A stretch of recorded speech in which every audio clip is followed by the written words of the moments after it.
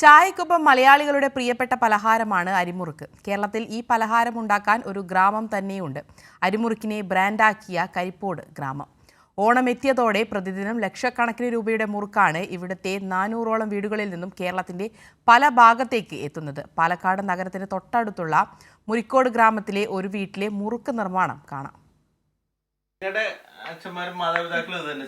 എന്റെ അച്ഛനും മുത്തശ്ശനും ഒക്കെ ഈ വർക്കായിരുന്നു ചെയ്തുകൊണ്ടിരുന്നത്. ഇവിടെ എത്ര കുടുംബങ്ങൾ ചെയ്യുന്നുണ്ടാവും? ഇപ്പോൾ ഇവിടെ ഒരു 700 കുടുംബത്തോളം ഉണ്ട്. അതിലെ 400 കുടുംബം എന്തായാലും ഈ ഒരു ഇതിലാണ് ജീവിച്ചു പോകുന്നത്.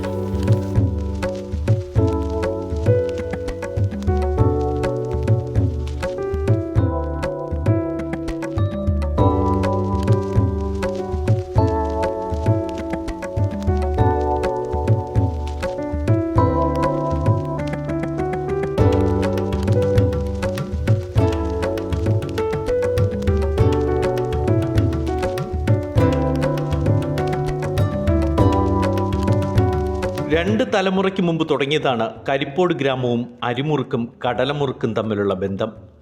അമ്മൂമ്മമാരിൽ നിന്ന് മക്കളിലേക്ക്, അവരിൽ നിന്നും അടുത്ത തലമുറയിലേക്ക് അങ്ങനെ പകർന്നു കിട്ടിയതാണ് മുറുക്കിൻ്റെ രുചി. പ്രകൃതി രമണീയമായ കൊല്ലങ്കോടിന് സമീപമാണ് കരിപ്പോട് ഗ്രാമം. 700-ലേറെ കുടുംബങ്ങളുണ്ട്. അതിൽ 500-നടുത്ത് കുടുംബങ്ങളും മുറുക്ക് നിർമ്മാണത്തിലും കച്ചവടത്തിലും ഉപജീവന മാർഗം കണ്ടെത്തുന്നു. ഗുണമേന്മയുള്ള നല്ല പച്ചരിയിലാണ് മുറുക്കിൻ്റെ രഹസ്യം. പ്രത്യേക അച്ചിൽ കൈകൊണ്ട് മുറുക്കിൻ്റെ ഓരോ വട്ടവും പാകമാക്കിയെടുക്കും.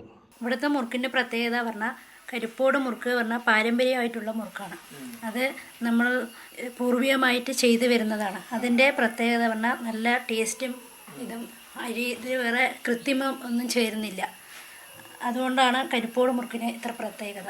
ഇവിടുന്ന് പാലക്കാട്, തൃശ്ശൂർ, ചെന്നൈ, പിന്നെയും ധാരാളം സ്ഥലങ്ങളിൽ തമിഴ്നാടടക്കം ഈ സാധനം എത്തിയിട്ടുണ്ട്.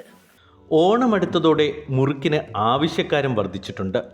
പാലക്കാട് ചുരം കടന്ന് തമിഴ്നാട്ടിലും കരിപ്പോട് മുറുക്ക് എന്ന ബ്രാൻഡ് നോക്കി വാങ്ങുന്നവരേറെ. വിദേശത്തേക്കും മുറുക്ക് കയറ്റുമതി ചെയ്യുന്നു.